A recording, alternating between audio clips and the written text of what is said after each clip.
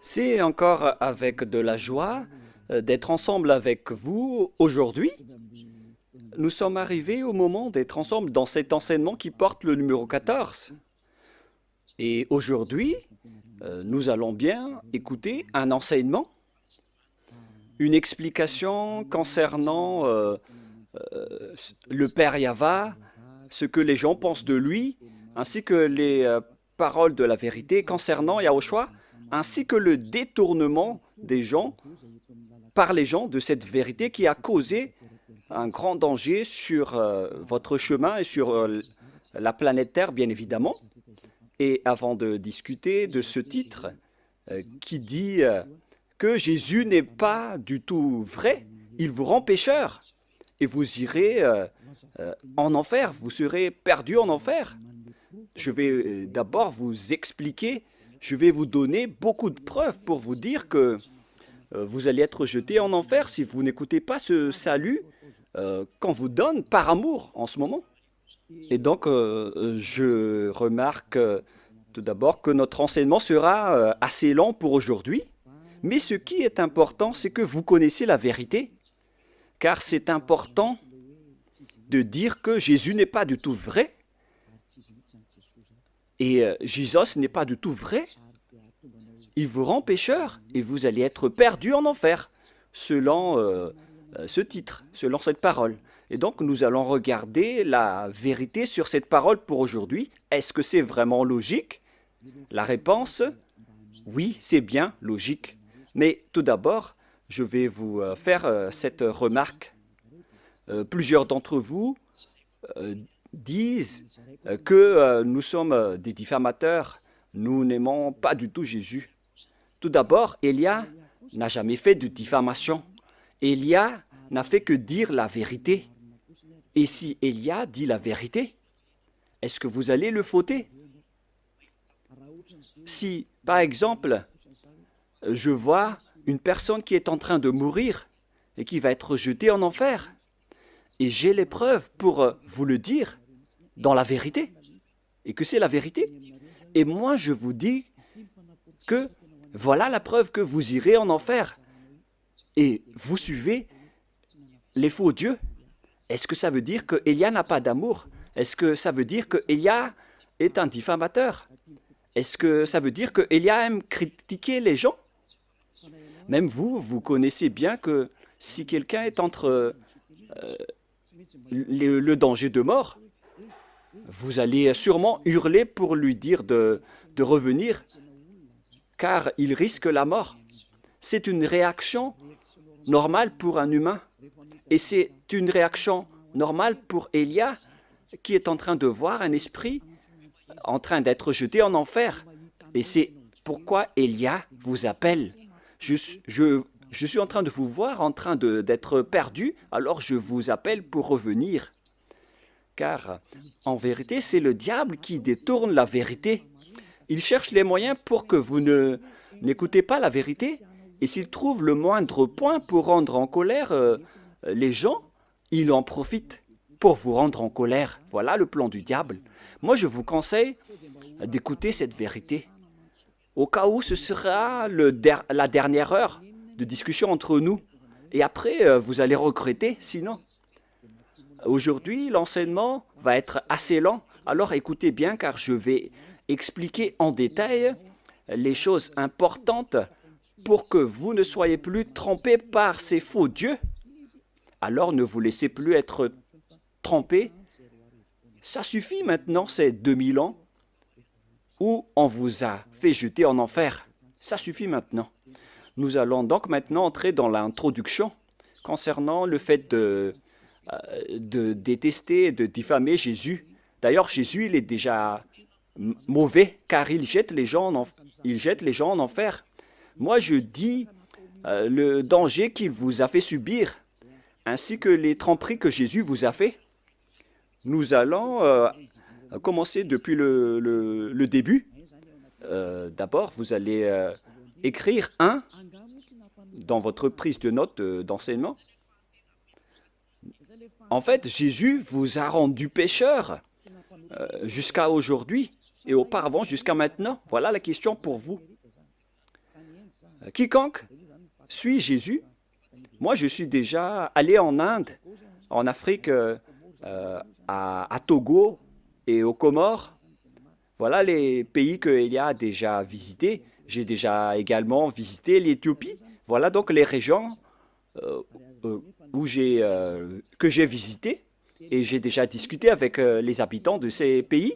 Mais chacun de ces pays, dans chacun de ces pays, que ce soit les musulmans ou les faux chrétiens, ils disent toujours qu'ils sont pécheurs, surtout ceux qui disent chrétiens, alors que ce sont des faux chrétiens. D'ailleurs, le nom chrétien n'est plus correct car le faux Dieu l'a déjà pris. Donc, le nom a déjà changé car ce terme porte déjà le nom du faux Dieu, donc ce n'est plus correct en parlant du Christ qui est le Messie. Alors, les suiveurs de Jésus ont tous déclaré être pécheurs. Et d'ailleurs, le siège des catholiques romaines, vous le connaissez déjà que c'est au Vatican. Pour les protestants, c'est en Angleterre. Maintenant, c'est devenu en Amérique, car l'Amérique, c'est un grand pays. Et tous ces pays déclarent, après discussion avec eux, on leur a dit qu'ils sont avec le faux Dieu. Il faut revenir vers l'original, mais les Américains ainsi que leurs troupes, ils exigent toujours que ceux qui suivent Jésus sont toujours pécheurs. Et l'ôtement du péché n'est pas du tout possible pour eux, car sur terre, on doit trébucher, et sous le ciel, on doit être trempé. Donc, tous les propos des habitants sur cette planète Terre, ils déclarent tous que tout le monde est pécheur.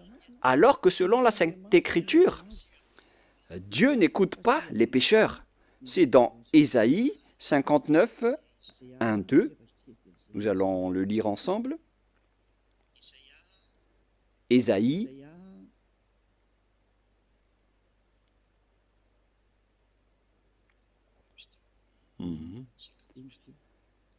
59.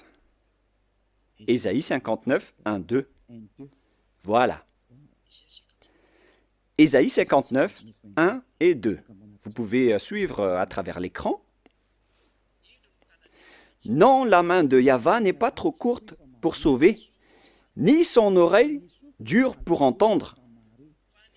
Mais ce sont vos crimes qui mettent une séparation entre vous et votre Dieu. Et ce sont vos péchés qui vous cachent sa face et l'empêchent de vous écouter. Selon donc la Sainte Écriture, il est directement dit que Dieu n'écoute pas les pécheurs. Même les prophètes l'ont déjà dit, que le Dieu d'Abraham n'écoute jamais et ne veut jamais écouter les pécheurs. Le Dieu d'Abraham déclare bien qu'il n'écoute pas les pécheurs.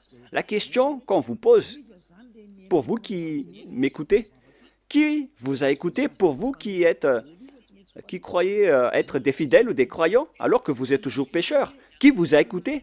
Vous voyez maintenant le grand danger pour votre esprit après votre mort. Et moi, je ne suis pas là pour sauver votre chair. Votre chair, il n'y a pas de problème avec lui car après la mort, elle va redevenir poussière. Mais si Élia vous parle, c'est pour sauver votre esprit, pour être en vie éternellement. Et si vous voulez sauver quelque chose, ne sauvez jamais votre chair qui va redevenir poussière, sans solution, car elle est déjà condamnée à mort. Si vous voulez sauver quelque chose, il faut sauver celui qui peut vivre éternellement, c'est-à-dire votre esprit. Alors sauvez votre esprit. Et la parole que je vous donne en ce moment, c'est une parole pour sauver votre esprit. Donc mettez cette parole en introduction et non pas en numéro 1. Mettez en introduction d'abord car je vais vous expliquer en 1, 2, 3, 4 parties après. Il faut noter que c'est une introduction d'abord. Alors ici la parole est bien claire en disant que les malfaiteurs ainsi que les pécheurs, Dieu ne les écoute jamais. Cette parole est confirmée dans le prochain livre, dans 1 Jean. C'est dans 1 Jean, nous allons voir, pour la gloire de mon cher Père Yava et de mon cher Yahushua, c'est dans 1 Jean, chapitre 3, versets 5 et 6. Vous pouvez directement afficher, même si l'écriture est un peu petite. Or, vous le savez, il a paru pour ôter les péchés, et il n'y a point en lui de péché. Quiconque demeure en lui ne pêche point. Quiconque pêche ne l'a pas vu et ne l'a pas connu. Ici, donc, la parole de Dieu précise bien que quiconque pêche n'a jamais vu ce Dieu et ne l'a jamais connu. Vous ne l'avez jamais vu et vous ne l'avez jamais connu. Vous voyez bien que c'est un grand danger. Alors que Jésus ou Jesus, il vous a toujours enseigné que tous ceux qui sont avec lui sont pécheurs et ne sont jamais ôtés de vos péchés. Et d'ailleurs, il vous a encouragé en disant que Dieu vous comprenne en tant que Dieu. À quel moment Dieu comprend les pécheurs? Ici, il dit bien que quiconque pêche ne l'a pas vu et ne l'a pas connu.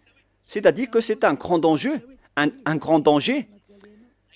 Vous devez hurler en disant que votre chemin est en danger. Voilà, Élia, il a vu le danger, il vous appelle pour revenir rapidement car vous faites fausse route. Vous allez être tué par les diables en enfer.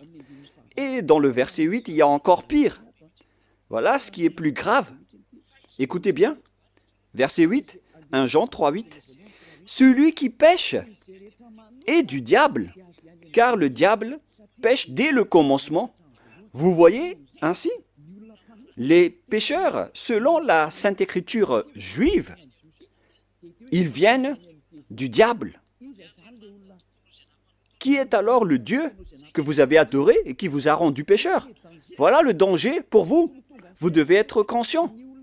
Vous qui êtes toujours pécheur, et vous insistez toujours à rester pécheur. Vous pleurez d'être des pécheurs non méritants. Vous cherchez toujours les moyens à rester grand pécheur, selon vos propos. Alors que la parole dit ici que ces genres de personnes viennent du diable. Alors pourquoi pas Élia ne va pas se lever pour vous dire, en voyant ce grand danger, que Jésus ou Jesus vous fait subir? Pourquoi Élia ne va pas parler? Est-ce que Élia sera fautif en vous disant d'écouter cette parole? Car vous êtes sur le point de mourir. Et je vous ai donné la preuve. Est-ce que Élia serait fautif? Si vous étiez à ma place, vous auriez dû hurler comme moi, en disant « Hé, ne faites pas ça, revenez vite !» Et comment vous dites que si je dis ça, je diffame et je n'ai pas d'amour? Comment vous osez classer ce genre de personne en une personne qui provoque la guerre? Non, non, non. Élia voit le danger pour une personne. Et si cette personne est toujours consciente, il faut toujours la sauver. Mais si elle n'est plus consciente, tant pis pour elle. Le rôle de Élia, c'est d'enseigner et de vous conseiller. Mais si vous choisissez de faire le plongeon en enfer, alors continuez votre chemin. Ça ne regarde que vous. On ne rentre plus en détail. Mais il y a encore beaucoup de gens qui cherchent le salut, y compris vous qui me regardez en ce moment. Plusieurs gens cherchent le salut et je vous souhaite d'être parmi ces personnes.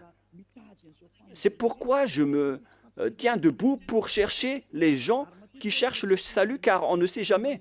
Peut-être, parfois et souvent, ce sont des gens qu'on ne pense pas du tout qui cherchent le salut. Alors, Élia vous conseille, ne mettez plus dans la tête que Élia est un diffamateur ou Élia fait ceci ou cela. Enlevez-vous cette mentalité du diable qui vous a fait boucher les oreilles pour que vous n'écoutez jamais la vérité. Une fois que Élia est là pour vous sauver, c'est Élia qui est arrivé parmi vous, ce que tout le monde entier a tant attendu, en disant que Élie va arriver. On parle de Élia, celui que vous voyez en ce moment. Il va sauver les gens pour revenir le cœur du Père Yahva vers les humains et faire revenir vos cœurs auprès du Père Yahva pour que vous ne péchez plus. La question se pose, si je détiens le pouvoir pour que vous ne péchez plus, quelle est ma faute? Répondez-moi. Quelle est la faute d'Élia à ce sujet? C'est le diable qui doit être en colère contre Élia. Ça, c'est logique. Si les diables sont en colère, ça c'est logique, car Élia sauve les gens pour qu'ils ne sont plus pécheurs. Mais si c'est un humain comme vous qui est en colère, alors sachez que vous avez pris la place du diable, alors ne faites pas ça. Ça ne vous apporte pas du bien. Pourquoi vous allez haïr la personne qui cherche à vous sauver? Il faut garder le silence si vous ne voulez pas et laisser les autres être sauvés. Si vous ne voulez pas être sauvé, tant pis pour vous, mais moi je vous le déconseille de le faire, hein, car c'est mal. C'est le diable qui a des points avec le péché, mais vous n'avez rien. Alors ne donnez plus des points au diable, sauvez votre esprit pour qu'il se retourne vers son Créateur, c'est-à-dire le Père Yahweh et mon cher Yahushua. C'est l'objet de cet enseignement, en vous disant que Dieu n'écoute pas les pécheurs. Et je précise bien, la parole du vrai Fils de Dieu, il s'appelle Yahushua. Voilà l'enseignement d'aujourd'hui qui sera assez lent. Moi, je vous préviens déjà, on va passer plus de 2 heures. Alors suivez bien, ne dormez pas avant, ne critiquez pas et réfléchissez bien. Et vous allez voir que c'est vraiment de l'amour que Élia vous donne. C'est du salut, de la preuve d'amour pour vous les humains qu'il existe un être qui cherche à vous sauver. Voilà Élia, il cherche à vous sauver. Je cherche tous les moyens pour vous sauver, pour que vous seriez délivrés des chaînes de ces diables qui iront en enfer. Vous allez être déchaînés de leurs mains pour que vous buvez la joie illimitée et sans cesse. Et si vous allez dire, mais on est déjà en joie, oui, vous avez de la joie. Mais vous connaissez toujours que ce n'est pas la vraie joie que vous avez. Vous pensez que ce sont les riches qui sont vraiment dans le bonheur et en joie, alors que vous voyez bien que les riches cherchent toujours le bonheur, même s'ils ont déjà des milliards de dollars entre les mains, ils ne se consolent jamais, ils cherchent toujours plus d'argent, c'est-à-dire que le bonheur n'est pas du tout dans l'argent. Les milliards de dollars ne donnent pas le bonheur et de la joie. Même si vous avez tout, vous n'avez pas la joie, car pourquoi vous cherchez toujours à augmenter vos richesses? Mais lorsque vous ne péchez point, vous avez vraiment la joie illimitée. Et c'est ce que les gens en Yahushua possèdent, qu'ils ne veulent jamais abandonner, car ils vivent dans cela. Et c'est la joie des gens ôtés des péchés que Élia vous partage. C'est ça le vrai bonheur. C'est la personne qui ne pêche plus, qui est la plus en paix sur cette planète Terre. Et si vous voulez avoir le bonheur et la paix, alors ne péchez plus et suivez Élia. Car Élia a été envoyé par Yahushua. Il est l'ambassadeur de Yahushua. Nous allons donc voir la parole du vrai Créateur, le Fils du vrai Créateur, Yahweh. Et le nom de son Fils, c'est Yahushua. Je vais encore vous les expliquer, le nom du Père Yahweh et Yahushua. Mais nous sommes encore dans l'introduction, même si c'est assez lent. On doit partir de là pour tout voir. On va voir donc la parole du Fils du vrai Créateur. Et le nom de son Fils, c'est Yahushua. C'est dans Jean chapitre 5, à partir du verset 14, si je ne me trompe pas. Jean 5, 14. Depuis, Yahushua le trouva dans le temple et lui dit, « Voici, tu as été guéri, ne pêche plus, de peur qu'il ne t'arrive quelque chose de pire. » Lorsque vous êtes bien avec ce vrai Dieu, alors répétez cette parole.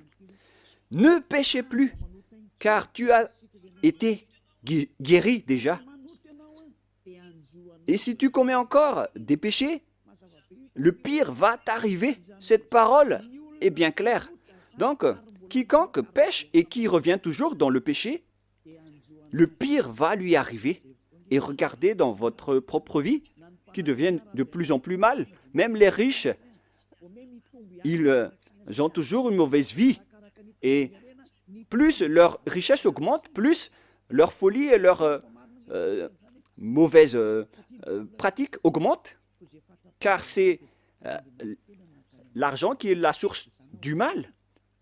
Et tous ceux qui cherchent activement l'argent vont sombrer dans la grande tristesse, alors que les faux dieux n'ont rien à faire, à part le miracle, les prodiges et les bénédictions. Et si vous allez dire, donc vous n'avez pas besoin d'argent? Non, je n'ai pas dit ça, mais il ne faut plus avoir ce genre de mentalité. Ce Dieu a dit qu'il faut que vous vous consolez de ce que vous avez entre les mains. Ne creusez pas toujours avec votre tête, car au final, vous allez faire autre chose, jusqu'à faire des trafics humains, des trafics d'argent, des trafics d'organes, des kidnappings, des escroqueries, car vous cherchez toujours de l'argent et ça, vous allez terminer ainsi. L'argent, c'est la source de tout le mal. Il faut se consoler de ce que vous avez. Voilà la meilleure situation. Cette parole dit qu'il ne faut plus jamais pécher. Tu as été guéri, ne pêche plus, de peur qu'il ne t'arrive quelque chose de pire. Mais regardez votre propre chemin. Vous qui dites que vous avez été guéri par Jésus, vous avez eu ces bénédictions. Où est-ce que vous êtes allé? Est-ce que vous êtes déjà ôté des péchés? Alors que le Fils de Dieu, le vrai Fils de Dieu, a dit qu'il ne faut plus jamais pécher. Mais Jésus ou Jesus n'a jamais réussi à faire cela. Il faut juger juste. Est-ce qu'il a réussi à faire cela ou pas? Et vous allez tous dire, y compris vos religieux pasteurs et prêtres, ils ont toujours déclaré dans l'émission de la télévision de Yahushua qu'aucune personne ne peut être ôtée de ses péchés. Voilà, lorsque vous adorez Jésus ou Jesus, alors que la Sainte Écriture dit qu'il ne faut plus jamais pécher. Vous voyez la contradiction? C'est la preuve que Jésus n'est pas du tout vrai. Il vous rend pécheur et il vous jette en enfer. Élia vous dit aujourd'hui de quitter ce faux Dieu. Je vous attire, vous tous qui êtes conscients, ne mettez plus les pieds dans leurs églises. Ce n'est plus correct, mais si vous voulez tuer votre âme en enfer, alors continuez ainsi. Car le péché vient du diable et le diable habite en enfer. Moi, j'ai été envoyé pour vous ramener au ciel des cieux et c'est normal que je vous dis de ne plus aller avec ces faux dieux. Et les gens que Élia appelle, ce sont les gens qui veulent être sauvés. Si vous ne voulez pas être sauvés, alors ne suivez pas mes paroles. Mais les gens qui veulent être sauvés, ils écoutent la parole de Élia et il dit, mais comment réfléchir à cette parole qui dit qu'il ne faut plus pécher alors que j'étais toujours pécheur? La comparaison oblige. L'autre dit qu'il faut pécher et l'autre dit qu'il ne faut plus pécher. La logique, c'est de suivre celui qui ne pêche plus. Voilà la vérité. Automatiquement, la décision, c'est de vous rapprocher de celui qui ne pêche plus. Et celui qui a porté cette parole, c'était seulement Élia sur votre planète Terre. Et on m'a persécuté pendant 40 ans, pendant que j'ai fait les œuvres de Yahushua à ce sujet. On m'a persécuté. C'est pour vous dire que Élia est venu par amour, mais ce sont les diables qui le détestent et qui vous rendent en colère. Alors ne vous laissez plus être provoqué. Écoutez la vraie parole maintenant. Écoutez la parole de Élia. Élia est arrivé pour vous sauver, pour vous donner la joie éternelle, pour que vous reveniez vers votre vrai Créateur qui s'appelle Yahushua. Et je vais encore ajouter une autre parole, car cette parole a été répétée 2 fois et non pas seulement une fois. Selon Jean, chapitre 8, Jean, chapitre 8, à partir du verset 11, nous allons lire ensemble. Quelle était encore la parole du Fils de Dieu à ce sujet? Elle répondit, « Non, Seigneur. » Et Yahushua lui dit, « Je ne te condamne pas non plus. Va, et désormais, ne pêche plus. » Cette parole est revenue 2 fois en disant « Ne pêche plus ». C'est ça donc qu'on doit suivre. Et Élia possède cette qualité ainsi que tous ceux qui suivent Élia. Il ne pêche plus. C'est vraiment une chose qu'on désire. Hein. Ce sont les diables qui détestent cela. Alors que c'est une bonne chose pour tout humain. Et Élia appelle les humains, car vous cherchez ça en allant à l'église. À quoi bon d'aller à l'église? Votre objectif d'aller là-bas, c'est de ne plus commettre de péché.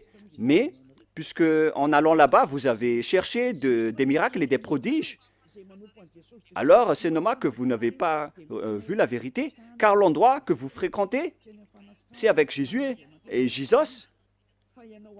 Et sachez que le plan de ce Dieu n'est pas pour faire des miracles ou des bénédictions, mais son sujet, c'est le péché. Mais alors, si vous avez le miracle, si vous êtes guéri, si vous restez toujours pécheur, alors ça ne sert à rien. Si vous êtes pécheur, alors vous n'êtes pas avec ce vrai Dieu. C'est logique que vous êtes avec le diable. Même vous-même, vous allez prendre une décision que c'est la bonne réponse, que Dieu n'écoute pas les pécheurs. Alors, qui vous écoute dans votre église? Est-ce que vous avez déjà posé cette question? Car si c'est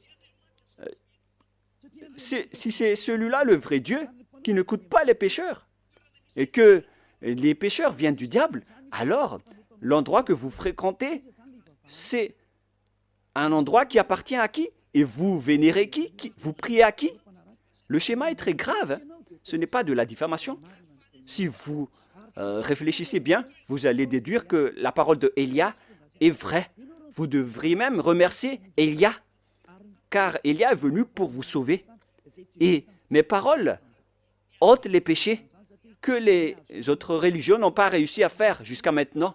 Ce sont seulement les envoyés du ciel des cieux qui peuvent sauver les gens, comme Yahushua, mon cher grand frère. Mais vous, entre humains, entre pécheurs, comment est-ce possible que vous allez réussir à vous délivrer entre vous-mêmes? Par exemple, entre prisonniers, vous êtes prisonniers ensemble. Comment l'autre prisonnier peut vous libérer? Il faut que c'est une personne venant de l'extérieur qui vous libère. La personne qui est prisonnière avec vous reste collée avec vous en prison. Et pareil, ce sont les personnes qui ne sont pas pécheurs qui peuvent sauver les gens pécheurs. Ça, c'est logique. Ce sont les gens à l'extérieur de la prison qui peuvent libérer les gens à l'intérieur de la prison et non pas les gens qui sont à l'intérieur de la prison. Ce ne sont pas les personnes pécheurs qui peuvent sauver les autres personnes pécheurs. Ce sont les envoyés, les êtres qui ne sont pas pécheurs, qui peuvent sauver les personnes pécheurs. C'est pourquoi Élia est arrivé. Alors, n'écoutez plus les faux dieux, car au final, ce vrai Dieu va être en colère contre vous, car on est en train de vous sauver. Pourquoi vous faites encore de grands propos? Maintenant, nous allons entrer dans la deuxième partie, après cette explication, après cette corps d'introduction, qui a dit que Dieu n'écoute jamais les pécheurs.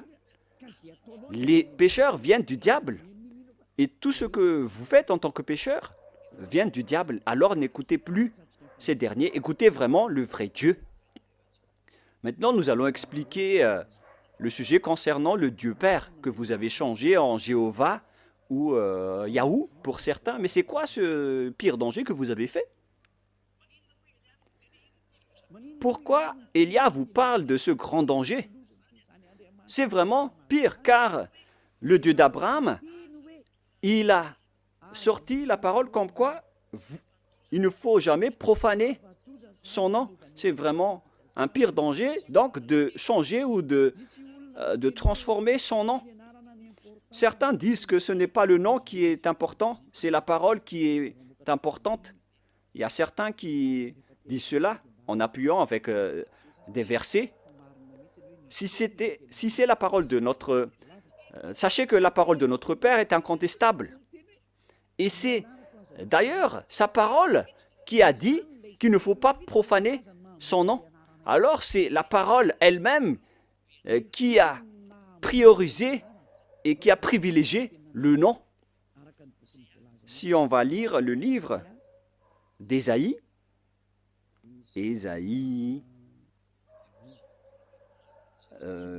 c'est dans le chapitre 48, 11, si je ne me trompe pas. Ah, où elle est passée? Voilà. Ésaïe 48, 11. Voilà la parole. Ésaïe 48, 11. Pour répondre aux gens qui ont dit que Le nom n'est pas important, c'est la parole qui est importante. Nous allons entrer dans tous ces sujets avec le sujet des 10 commandements, le sujet de Yahushua. Les gens aussi parlent de Elia. C'est pourquoi on va parler de tous ces sujets. C'est pourquoi notre enseignement va être lent. On va passer plus de 2 heures, même en 3 heures. Et si vous allez dire pourquoi on ne va pas écouter jusqu'à cette durée, mais wow, les esprits qui ont soif d'être sauvés, ils écoutent la parole de Elia. C'est vraiment merveilleux d'écouter la parole de Elia. Hein. Et vous allez voir que c'est vraiment de la joie de voir Elia, car Elia va emmener des gens pour être sauvés au ciel des cieux. Cet objectif est vraiment magnifique. Le fait de vous emmener au ciel des cieux et de vous enlever de la chaîne des diables, ainsi que des péchés, car ni les prêtres ni les pasteurs n'ont pas réussi à ôter les gens de leurs péchés. C'est Élia seulement qui a réussi à le faire. Et tous ceux qui sont avec Élia sont vraiment et complètement libérés, car Élia a vraiment été envoyé par le Dieu d'Abraham, qui s'appelle Yahweh. On revient à la parole. C'est par l'amour de moi, pour l'amour de moi, je veux agir. Car comment mon nom serait-il profané? Vous voyez que le nom est important. Il ne faut pas profaner son nom. Alors il faut restituer son nom. Je ne donnerai pas ma gloire aux autres. Donc si vous avez changé son nom en Jéhovah ou Allah par exemple, déjà son nom a été changé. Donc vous êtes en train de donner gloire aux autres dieux. Que ce soit Jéhovah ou Allah. Voilà donc le nom des dieux des autres. Alors qu'il dit bien que il ne faut pas profaner mon nom et je ne donnerai pas ma gloire aux autres. Il faut alors restituer son vrai nom. Il s'agit de sa parole. Mais les religieux étranges, bizarres, ont dit que ce n'est pas le nom qui est important, c'est la parole qui est importante. Alors que ici, c'est la parole elle-même qui précise que le nom est important pour le Dieu d'Abraham. Il ne faut pas toucher à mon nom, les gens, selon le Père Yahweh. Mais si vous voulez me déclarer la guerre, alors faites-le. Il dit ici qu'il ne faut pas profaner mon nom. Hélas, on a profané mon nom. Et tous ceux qui changent le Père Yahweh le rend en colère. Si vous voulez le rendre en colère, alors changez son nom. Si vous ne voulez pas lui donner gloire, alors changez son nom. Et il va être en guerre contre vous, car déjà, Élia vous enseigne déjà la vérité. La loi que nous voyons ici est claire. Il ne faut jamais changer son nom. Dieu est vraiment exigeant avec son nom. Il ne faut pas profaner son nom. Lorsque vous changez son nom, c'est-à-dire qu'en même temps, vous profanez son nom en changeant en nom d'autres dieux et vous donnez sa gloire aux autres. Au lieu d'appeler Yahweh, vous avez appelé Jéhovah ou Allah. Ce n'est pas du tout correct. Je vais vous donner la preuve. Pour vous qui dites que, pourquoi vous dites que notre Dieu est faux? Qui est le vrai Dieu selon vous? Vous devez lire dans votre Bible, dans la préambule, dans la Bible catholique romaine, dans la préambule, dans l'introduction, il est écrit que la Bible, l'Ancien Testament ainsi que le Nouveau Testament a été traduit depuis la langue hébreu ancienne ou moderne. C'est-à-dire que si vous voulez regarder la Sainte Écriture, il faut regarder à travers dans la langue ancienne hébreu ou juif. Donc, puisque la langue hébreu appartient aux juifs, alors il ne faut pas que ce sont les Français qui maîtrisent le malgache plus que les malgaches en disant que les meilleurs en malgache, ce sont les Français, ou les meilleurs en français, ce sont les Anglais. Ce n'est pas logique. Il faut que ce sont les propriétaires de la langue qui prouvent quel est le nom de leur Dieu. C'est pourquoi on doit regarder le Sefer Torah. Et le Dieu d'Abraham, c'est le Dieu d'Abraham. est donc le Dieu d'Hébreu, car Abraham est un Hébreu. Nous allons d'ailleurs rechercher ce verset. Voilà. C'est dans Genèse 14, 13. Vous pouvez directement afficher. Genèse 14, 13. Un fuyard vint l'annoncer. Genèse 14, 13. Un fuyard vient l'annoncer à Abraham, l'Hébreu, celui qui habitait parmi la chaîne de Mamré, l'Amorin, frère d'Escol et frère d'Aner. On voit bien ici que Abraham est hébreu. Donc, si vous voulez voir le nom du Dieu d'Abraham, il faut donc revenir vers la langue hébreu ou la langue juive. C'est vraiment logique, après cette parole, de sortir et de lire le livre hébreu, le livre juif, qu'on appelle le Sefer Torah. Le Sefer Torah, ce sont les livres écrits par les sophères, c'est-à-dire les écrivains. Les Sephers, ce sont les écrivains de la Torah. C'est pourquoi on appelle le livre Sefer Torah. Le Sefer Torah parle donc, dans la langue juive, le nom de ce Dieu. Et Élia possède le Sefer Torah.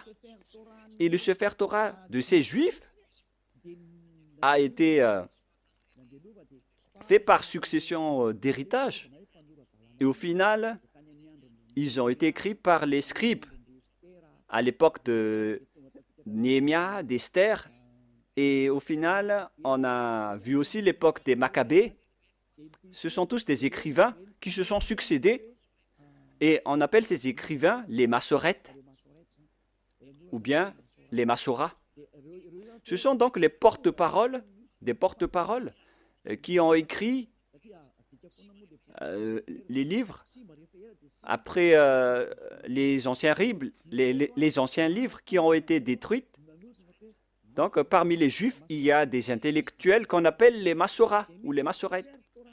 Dans le Sefer Torah, dont ils ont écrit le Sefer Torah, et le plus ancien se trouve vers moins 200 avant l'an 0, alors que la parole qui a été écrite en moins 200 existait déjà vers moins 1000 ou moins 2000, c'est-à-dire à l'époque d'Abraham.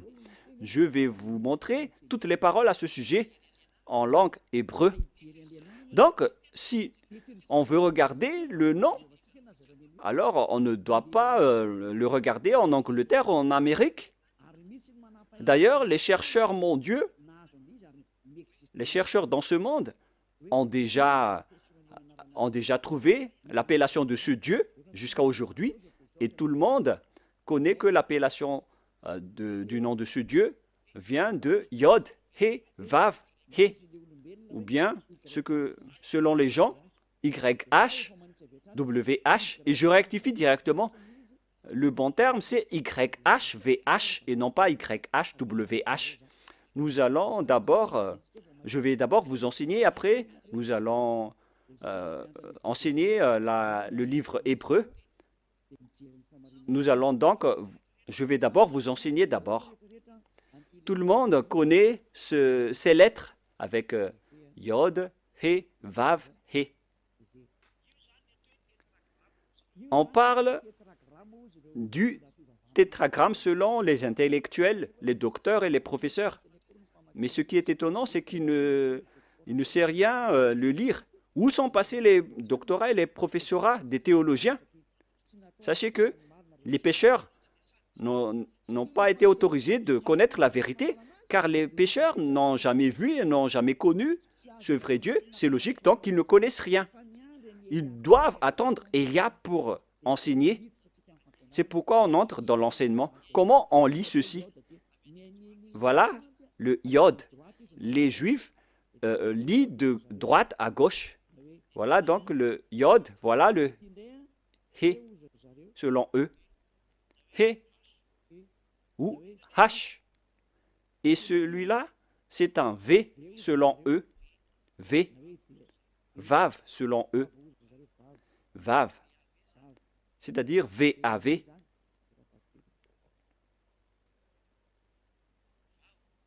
Vav. Et voilà le He qu'on a déjà vu, ou H. c'est ce qui donne le mot. Et si on va lire de droite à gauche, et moi je vais répéter maintenant, Yod, He, Vav, He. Comment on lit ceci? Et certains disent, comment on lit ceci? Voilà la question. Et les gens disent qu'on ne peut pas le lire, personne ne peut le lire. Non, non, non. Il y a vraiment une appellation correcte à ce sujet. Il a dit que quiconque appelle le nom de Yahva sera sauvé. C'est dans le livre de Joël, si je ne me trompe pas. Celui qui appelle le nom de Yahva sera sauvé. Alors il faut appeler ce nom. C'est ce que ça veut dire. Nous allons voir cette parole. Car moi, je vous donne toujours les preuves. Nous allons devoir rechercher un peu.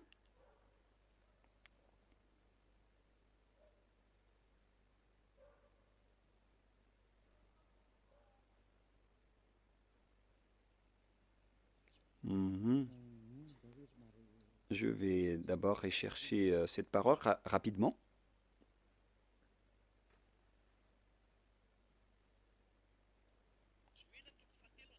Joël chapitre 2, verset 32.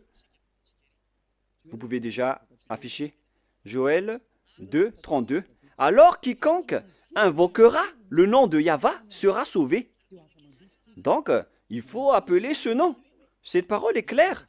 Quiconque invoque son nom sera sauvé. Et pour ceux qui disent que personne ne peut appeler son nom, c'est faux. Vous voyez la contradiction avec la parole? Ils ont caché la vérité et ils ont caché le nom pour que les gens appellent toujours Jéhovah ou Allah, pour qu'ils n'appellent jamais le vrai Dieu. Voilà le plan du diable pour détruire les gens. Vous méritez d'être sauvés et accepter d'être sauvés. Vous voyez maintenant qu'ils contredisent toute la vérité. Alors que pourquoi vous appelez Allah ou Jéhovah? C'est-à-dire qu'on peut invoquer le nom de Dieu. Et voilà la vérité. On peut invoquer le nom de Dieu, mais puisque vous avez changé le nom original, donc c'est normal que vous êtes resté dans le péché. C'est normal aussi que Élia est revenu pour faire revenir le nom original. Et c'est le vrai nom que Élia a restitué. Élia est arrivé pour vous sauver. Revenez vers la vérité. Nous voyons donc qu'on doit l'invoquer. Et, excusez-moi, Élia n'a pas besoin de le chercher. Il connaît le nom de son père qui a envoyé Élia. Je connais celui qui m'a envoyé. Je connais son nom. Je n'ai pas besoin de chercher son nom, car je connais le nom de celui qui m'a envoyé. Mais là, je suis en train de vous donner la preuve dans votre livre. Le prophète Moshe l'a déjà écrit et je vais donc vous le donner. Nous voyons ici maintenant, nous allons voir maintenant le livre hébreu, le livre juif, qu'on appelle le Sefer Torah. J'espère que l'image sera assez grande pour bien vous montrer. Voilà le Sefer Torah écrit par les Massorètes ou les Massorats. Voilà. Au coin, on voit le terme hébreu massorétique texte. C'est-à-dire que ce sont ces massorètes qui ont sorti l'enseignement et le livre. Ce sont des intellectuels, ce sont des coordonnateurs, y compris Ezra, Néhémia, vers l'ancienne époque, vers moins 400. Et après, ils ont été succédés par les autres. On parle de date approximative. Ce n'est pas précisé. Et après, il y avait aussi les écrivains qu'on appelait les Maccabées. Mais la parole que je vais vous donner, ce sont la parole des Massorètes que nous allons lire dans Exode ou Shemot en hébreu. Shemot chapitre 15, verset 2. Voilà, nous avons la version française. Et l'hébreu va sortir après. Shemot, chapitre 15, versets 2 et 3. Pour vous qui possédez le livre hébreu ou la livre hébreu, vous pouvez lire celle-ci. Exode 15, 2 et 3. Voilà la langue hébreu qu'on voit ici. Nous allons un peu traîner dans cette partie, mais ce n'est pas grave car c'est le bon départ. Et voilà le rôle de Elia, il va restituer le nom avec cette base. Voilà donc l'écriture en griffe, en violet. Voilà. Avziv, Vzimrat, Ya. Voilà donc la translittération en jaune. Avziv, Vzimrat, Ya, Valim, Ishwa, Vajim, Valveu, Varum, Menu. Voilà la lecture en langue hébreu. Pour vous qui lisez en hébreu, la traduction est à côté. Je répète bien. Aziv, Vzimrat, Ya, Valish, Lin, Yash, Elu, El, Avi, Varum, Enu. Voilà donc la lecture en hébreu. Et nous voyons l'expression Ya. Voilà le nom du Dieu hébreu. Ya. Le voilà. Et nous allons voir la lecture selon eux. On l'appelle, on le prononce Ya. Y-A-H. Voilà, si vous voulez bien regarder. On le prononce Y-A-H. On va l'agrandir un peu. Je vais cliquer et ça donne Ya. Yod, He. On le prononce Ya. C'est pourquoi, lorsque nous sommes revenus vers l'original, vous voyez bien que Yod et He se prononcent Ya. Et nous allons revenir vers l'original pour dire Avzi, Vzimrat, Ya. Voilà. Et si on le lit, il y a la version anglaise qui dit que c'est Ya qui est ma force et le sujet de mes louanges. C'est lui qui m'a sauvé. C'est lui donc qui m'a sauvé. Pour ceux qui connaissent l'anglais, ce n'est pas grave. Je vais le traduire à mon niveau, mais ce n'est pas loin. Mais ce qu'on voit ici, c'est que la bonne prononciation de Yod et He, c'est Ya. Souvenez-vous bien de cela. Lorsque vous voyez les formes Yod et He, comme ici au milieu, et je vais cliquer, et il va sortir ici. Lorsque nous voyons la forme Yod et He, que je vais d'ailleurs capturer en photo pour qu'on les enseigne en particulier, puisqu'on va continuer à traîner un peu dans cette partie. Donc, voilà, je peux bien vous expliquer. Voilà. Et lorsque si nous allons prendre cette image, voilà le Yod et voilà le He. Le voilà. Voilà le Yod ou Y. On va écrire en rouge Y. Et voilà le He. Ou bien le H. C'est le H. Lorsqu'on a rassemblé la prononciation de Yod et He, ça donne I, A, H ou Ya. C'est-à-dire, lorsqu'on lit, ça donne le mot et l'écriture Ya. Oh, c'est devenu trop rouge. Ya. Voilà.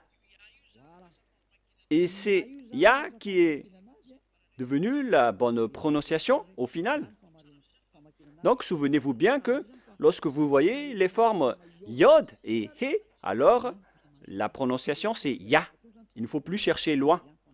On le lit directement Ya. Et comment on lit maintenant le Yod, He, Vav, He? Comment on prononce ce mot? On va le faire petit à petit. Nous allons entrer maintenant dans la leçon suivante. Yod. Où elle est passée déjà? On doit regarder à la fin. Voilà. Nous allons revenir un peu avec la parole. Ah, ça a un peu bugué. Nous allons entrer dans la troisième partie pour voir le nom du vrai Dieu. Il a dit, Yah est ma force et le sujet de mes louanges. Et dans le livre des psaumes, on dit Alléluia. Pour donner gloire au Père Yahva, on dit Alléluia. C'est-à-dire gloire au Père Yahva. Il n'a jamais dit que c'est Alléluia. Vous voyez vraiment la grosse erreur des humains. Ça a été transformé en Alléluia, alors que dans votre Bible, c'est Alléluia. Et le nom du Père Yahva, son vrai nom, c'est Yahva. Donc, on va lire l'autre nom, car on a déjà vu Yah. Vous voyez donc, à travers cette remarque, avec le Alléluia, que son nom, c'est vraiment Yah. Voilà donc, en troisième partie, on parle ici de Yahva Shmo. Je vous le dis directement, mais ici, vous voyez d'abord Yod, He. Voilà. Et même les sens ont tous été changés. C'est pourquoi on est là pour les rétablir à la normale. Après les fausses translittérations, ils ont créé le nom de Jéhovah ou Yehovah, alors que ça n'existe pas du tout, cette prononciation. Alors, quelle est la bonne translittération? Voilà donc les mauvaises translittérations à cause des changements des humains. Ils ont changé carrément. Alors, on voit dans le verset 3, la lecture juive, c'est Yahva. La lecture de Yod He Vav He, que je vais prendre en photo également pour vous lire, c'est vraiment facile. Hein? Une fois que vous avez connu cet enseignement, vous allez être ôté de vos péchés et vous ne péchez plus jamais. C'est le rôle de Elia de vous restituer la vérité pour que vous la connaissez. Nous allons continuer maintenant. Voilà le Yod He que nous allons écrire en rouge. Voilà donc le sens. Et nous savons tous que Yod et He veut dire Yah. On n'en parle plus. C'est déjà clair. Jusque-là, on connaît que c'est Yah. Et qu'en est-il du Vav et de He? Vav ou W, A et H. Yahva. Comment on prononce ce W? Car il y a des gens fous qui ont créé Yahvé et certains ont aussi créé Jéhovah ou bien Yahou. Quelle est la bonne prononciation selon les Juifs de ce W? On pose la question à ce W, quelle est ta bonne prononciation? Car tous les humains sont en réflexion à ce sujet. Elia ne réfléchit plus à ce sujet car j'ai déjà connu ce nom depuis chez nous. C'est pourquoi mon nom, Ziadia Elia. Ce nom ne vient pas de chez vous, ça n'existe pas chez vous. C'est un nom qui vient de chez nous. Ziadia Elia. Et nous vous enseignons le nom de celui qui nous a envoyé, le Dieu Père qui est assis sur sa grande trône, la grande lumière qui nous a envoyé, notamment Elia qui est arrivé parmi vous, qui vous dit la vérité et qui vous restitue la vérité qui est écrite dans votre livre. Voilà ce qui est écrit, mais que vous avez changé en autre chose. Il est bien précisé que la parole dit que c'est Yahva Shmo. Comment on lit vraiment le W en hébreu? Car on a déjà vu Yah, on a déjà vu Va. Est-ce que c'est Wa, la prononciation, comme avec les Anglais, ou est-ce qu'on le prononce Va? Et moi, je vous donne déjà la réponse que la bonne prononciation, c'est Va. Là, c'est clair. Nous allons enchaîner avec cette prochaine leçon. Pourquoi Elia exige que le nom doit être Yahva? C'est vraiment son appellation. au ciel des cieux. Et c'est pourquoi les gens sont ôtés des péchés après avoir invoqué le nom de Yahva. Et quiconque invoque le nom de Yahva sera sauvé et sera ôté des péchés après le baptême en Yahushua. Nous allons encore en parler après. Et voilà, donc, la parole est claire. Avec la prononciation de ce W, nous allons maintenant voir la bonne prononciation de ce W en langue hébreu.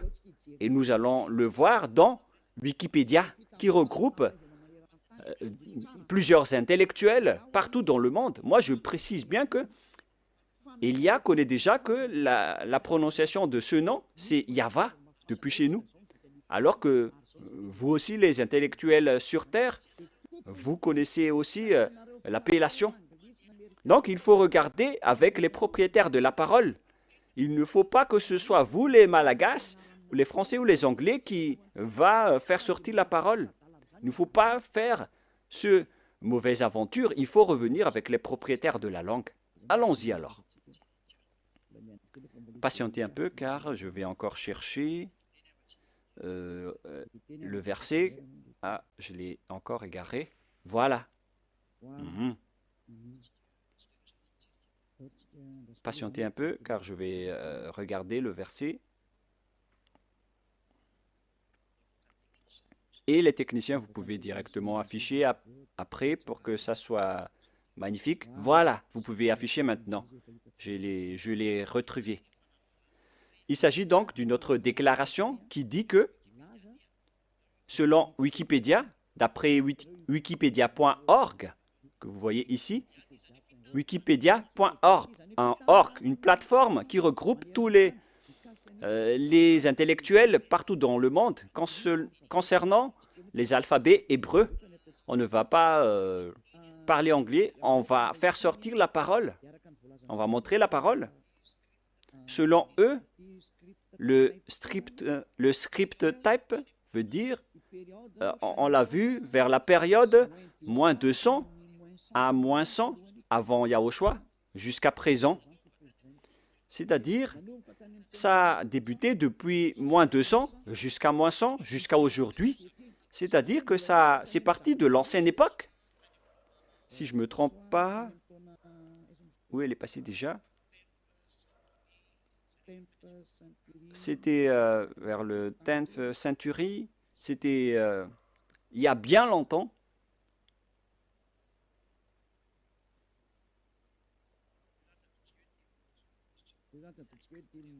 On va partir de ce second, c'est-à-dire vers moins 200, moins 180, moins 170, moins 150, jusqu'à moins 100, moins 80, moins 70, jusqu'à aujourd'hui, jusqu'à maintenant.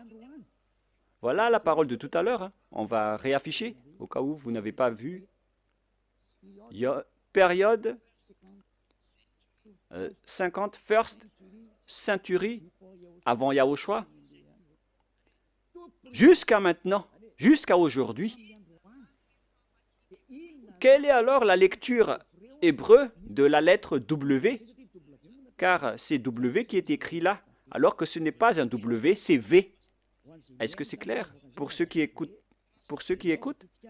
Nous allons lire la translittération ici en bas pour ne pas perdre notre temps. Alphabet, prononciation. Et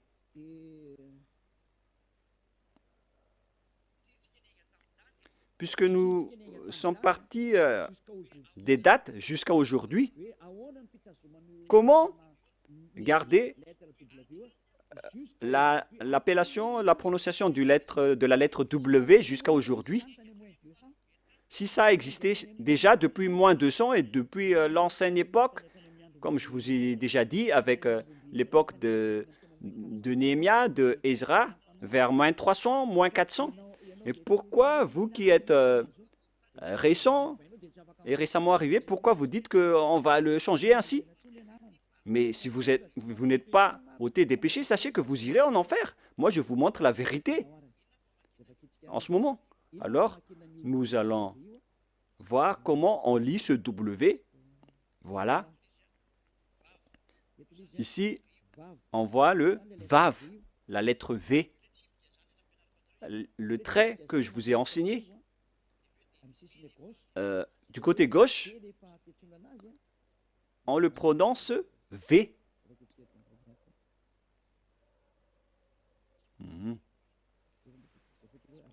Nous allons lire jusqu'à la fin pour avoir le bonne expression. I. Et voilà le Vav, V-A-V. Je peux bouger maintenant. Je peux le bouger. On voit que c'est le Vav, comme si vous fermez la bouche. Vav. Comment on lit ceci? V comme vogue, c'est-à-dire V comme, comment on prononce vogue. Donc, la forme Vav, on la prononce vraiment en V comme vogue. Voilà donc la prononciation. Dans ce coin, on voit les prononciations. Et on voit ici que la prononciation de Vav, que ce soit en hébreu ancien ou moderne, la propriétaire de la langue ont tous précisé qu'on le prononce V. Alors ne faites pas de mauvaises aventures en disant que c'est Yahou qui est le nom du Dieu Père. C'est le diable qui a dit cela. Et d'ailleurs, vous n'êtes pas ôté de vos péchés. Vous transgressez la loi. Et si on a vu que V comme vogue se lit V, alors le Vav veut dire V. Et si certains vont dire que ça peut changer en autre chose, en autre